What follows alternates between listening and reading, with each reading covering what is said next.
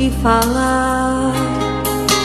Foi difícil de entender aquele gesto inesperado, mas quando percebi que estava sendo amado, meu coração se abriu, meus olhos encheram-se de lágrimas e minha boca só dizia: eu te amo, meu Jesus. Com a sua piedade, levante-me do chão, estenda-me sua mão.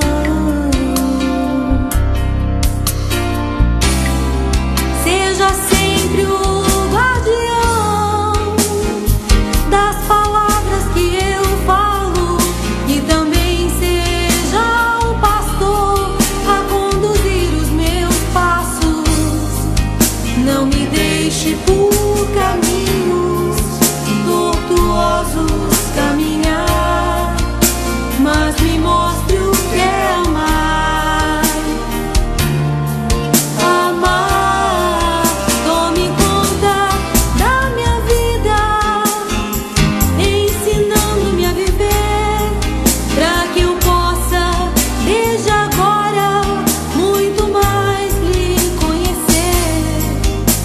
Seja o meu melhor amigo, fique sempre ao meu lado, livrando-me do pecado.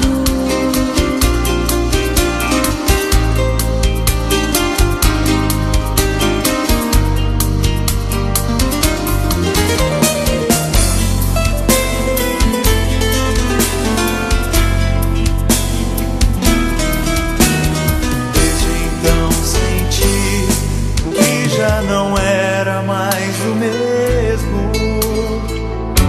Aquela solidão não havia mais em mim. Os meus olhos se voltam inteiramente ao Senhor,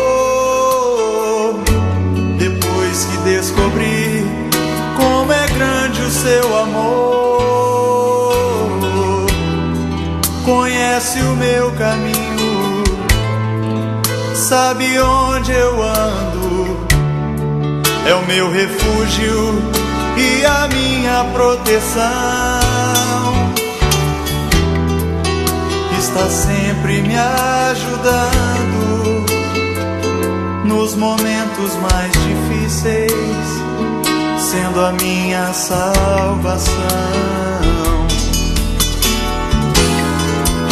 Seja sempre o guardião das palavras que eu falo, e também seja o pastor a conduzir os meus passos. Não me deixe por caminhos tortuosos caminhar, mas me mostre o que é amar. Amar, tome conta da minha vida, ensinando-me a viver, para que eu possa desde agora